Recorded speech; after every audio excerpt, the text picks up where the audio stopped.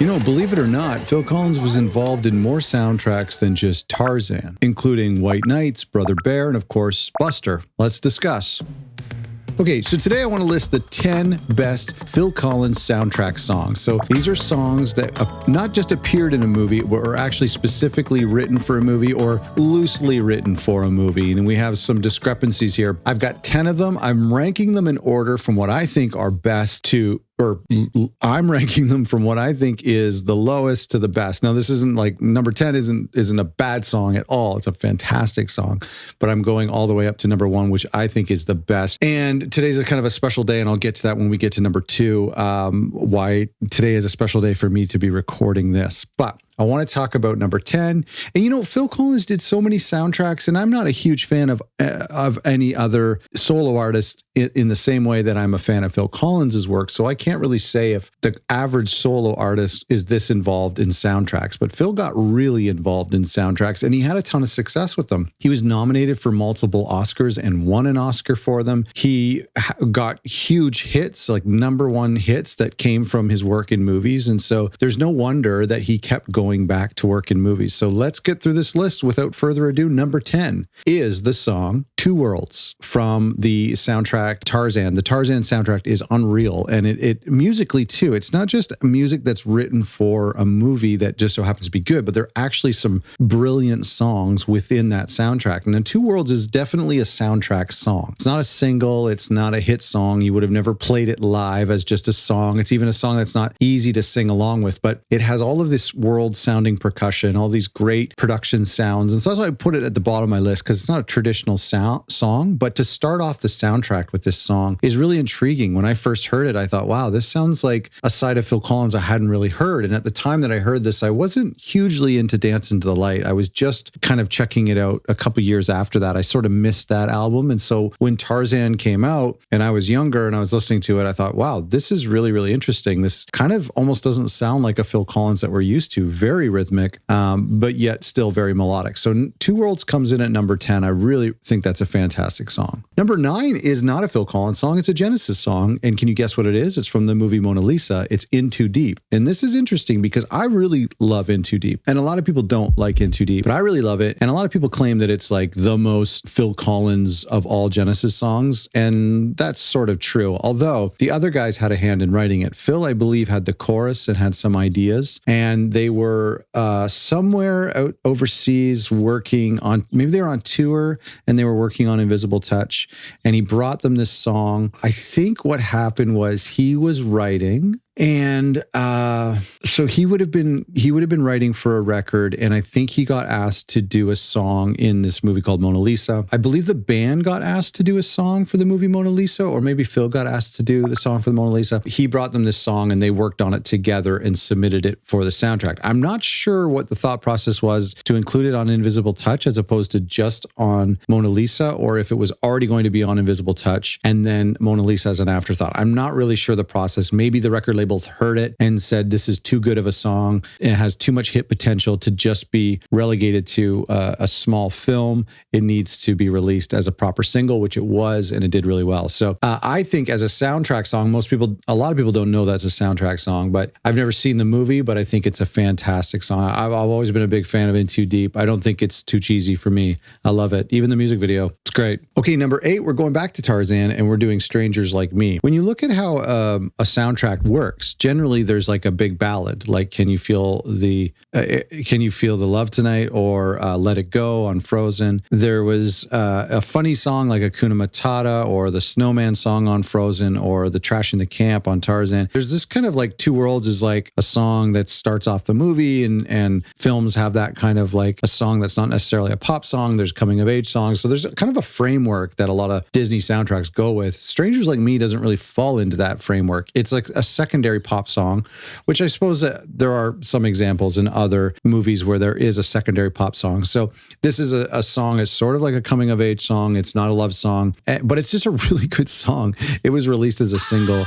I just think it has a great message. The term, you know, I talked about it in another video on the song Another Day in Paradise, is one of Phil's best lyrics, is how he kind of turned the words on on themselves a little bit. And I think Strangers Like Me is another great example where just the title, Strangers Like Me, is a juxtaposition. And that's just really bravo of the songwriting there. It is still a soundtrack song. There are some moments like in the bridge where you can kind of tell that it's a soundtrack song, but I think it's a really, really good song. I think it's a really good song. I'm wondering if I should have put it ahead of You'll Be in My Heart now. That's a really good song. Number 7 is Groovy Kind of Love from the movie Buster. Not a song that he wrote. So I understand that. And it stands out on this list because it's the only song on this list that he didn't write. But I think it's interesting, from the songs on the soundtracks, this is a great song. I know I've spoken ill of it in the past, but I'm coming around on it, especially the movie version, the soundtrack version, as opposed to the live version, has a lush orchestra and some nice little 808s happening. And it's quite a very pretty song. It's also quite amazing. And the Buster soundtrack was unreal because it was coming off of Invisible Touch. It was coming off of No Jacket Required. He had already been immensely successful with other songs like Easy Lover and Separate Lives and coming out into this soundtrack to have a number one hit like Groovy Kind of Love, even though it's a song he didn't write. So I got to put it on this list because it's the fact that he took this song that was already popular. He did it again later on with True Colors, but he took this song that was already popular and made it even more popular. And we still hear it, his version on the radio today. Moving up the list to number 6 is You'll Be in My Heart, also from Tarzan. This is a great tune. I mean, I can vacillate between this one and Strangers Like Me at any time. They're both pretty similar. This one's a little more ballady. It's a little more emotional, but it's kind of reminds me of Find a Way to My Heart in the sense that it's sort of a non-romantic love song. It is a love song, but it's just less sappy than Can You Feel the Love Tonight as a comparison, or A Whole New World as a comparison, or Beauty and the Beast as another comparison. So You'll Be in My Heart to me stands out. It's a little bit more universal thematically. It just goes to show how powerful this Tarzan soundtrack is. And I know there's a lot of people who watch, and know a lot of younger fans of Phil Collins who grew up with the Tarzan soundtrack, and that's really their entry point into Phil, which is super cool. And it's a great entry point into Phil. Okay, number 5 might surprise some people, but this is a soundtrack we haven't touched on yet. And number 5 is the song On My Way, which is from Brother Bear. Now, Brother Bear was a tough one because it's the soundtrack that he did after Tarzan. So he had just done Testify in 2002, and then he comes out with Brother Bear in 2003. I think On My Way is a fantastic song. And so I've obviously put this at number 5 because it's just such a banger. It's really, really well done. It's very unlike a lot of the other things he's done. It's almost sort of bluegrassy and definitely like Americana upbeat. Such a great song. And I don't think I've personally seen Brother Bear. I will check it out one day, I guess. It's kind of sad that he did Brother Bear. And I mean, we have some great songs from it. It's kind of sad because it was during this time. I mean, Tarzan was kind of the end of the golden era for Disney, the Michael Eisner era with Aladdin and Lion King and Pocahontas. Tarzan was at the very, very end of that. After it, they went into this dark period, and Brother Bear would be included in that dark period. In fact, they even talk about it in Bob Iger's book. He talks about this like kind of dark era for movies where they lost their way, and there's movies like Atlantis and Brother Bear as an example he mentioned in the book. And so it was this like kind of a low period for Disney animation before they hired the team at Pixar, and they brought things back with The Princess and the Frog and Tangled and of course Frozen. And now they're back on top. But it was this really kind of dim period. And I just feel like it kind of taints the legacy of Phil and his soundtracks because Tarzan was so big, he won an Oscar. And then Brother Bear was just not really that great. The movie wasn't that great from what I've heard. And the soundtrack wasn't that great. But On My Way stands out. And there's some other tunes on it that I think are fine, but On My Way really stands out as a unbelievable song. And it's kind of like fills that framework, going back to that framework in the soundtracks, actually kind of fills that slot that Strangers Like Me would, where it's kind of that coming of age song. Number 4 is Two Hearts from Buster. Two Hearts plays out the movie, I believe. Beautiful track, and for Phil to be so influenced by Motown, and of course doing one of Lamont's tunes, You Can't Hurry Love, and then to do Two Hearts. I mean, this idea, Lamont Dozier, and I just want to say, because we're going to talk about something else in a couple of slots here, but the day that I'm recording this is actually August 9th, first prosperity here, I'm going to mention this, but the day I'm recording this video is August 9th, 2022, which is actually the day that Lamont Dozier has passed away. So I just read the news today and I was about to film this, and I have two of his songs, I believe two was, at the very least two of his songs on this list. And Two Hearts is a song he wrote with Phil Collins. And it's just unbelievable to me, even though this was the late 80s, that you could actually write a song that it would sound like it would come from an era. And that's the gift of Lamont. And of course, he wrote You Can't Hurry Love. And so what an incredible opportunity for Phil to not only star in this film, but to write songs in the 80s that sound like they could have come from the 60s when the movie was made. It really shows how the movie didn't get enough credit based on the fact that these songs were written today for a sound, and they totally sound like they could come from the 60s. Two Hearts sounds like a cover. And so that's what makes Two Hearts so good. It's always sounded great live. There are different types of Phil Collins songs, as we talk about on this channel, and Two Hearts kind of falls into a category of You Can't Hurry Love and Groovy Kind of Love and some of his more Motown influenced songs. And so that isn't the camp that I like to live in. I live in some of the more ephemeral and but seriously type of genre undefined tracks is some of my favorite Phil Collins songs. But Two Hearts stands out as one of his best songs, and I never get sick of hearing that song. And so that's why it's at number 4. Number 3 is the song Against All Odds. Now, I believe in the book he was talking about how he wrote this during the Hello, I Must Be Going sessions, and he didn't think it was good enough to be included on Hello, I Must Be Going. I'm not a huge fan of Against All Odds. One of the reasons I'm not a huge fan of it is because for some reason, and I got to ask Brad Cole about this one day, but for some reason he always plays it like second or third. Can you hear those birds? Should I close this window? Let me close this window. Those birds are not fans of Phil Collins. I'm really curious why Phil would always play Against All Odds second or third in the set on many live tours. I always felt like he would build things up really big and then he would bring it right back down with Against All Odds. And I always just found that kind of weird. But Against All Odds is a great tune. It's become one of his most iconic songs. I loved that they named the Repackage series in 2016 after the Take a Look at Me Now series. I just think it's a great chorus. It's just a really kind of out there song, like the verses melodically are different than you would expect from a pop song, and same with the chorus. And so I think Against All Odds is a great song. It's, I think when you're a diehard fan of a band, you generally don't gravitate towards the big, super big pop tunes. And I don't know if that's just fans trying to be snobby or something, but I find myself, I don't always gravitate towards the big pop songs like Groovy or Two Hearts, You Can't Hurry Love, or Against All Odds. But Against All Odds is a great tune. I have nothing ill will I can say for this song. And so I believe it was kind of comical that I think he was asked for a track for Against All Odds. And I believe the movie was called Against All Odds. And so he had this song and he just kind of shoehorned that title into the song. Because if you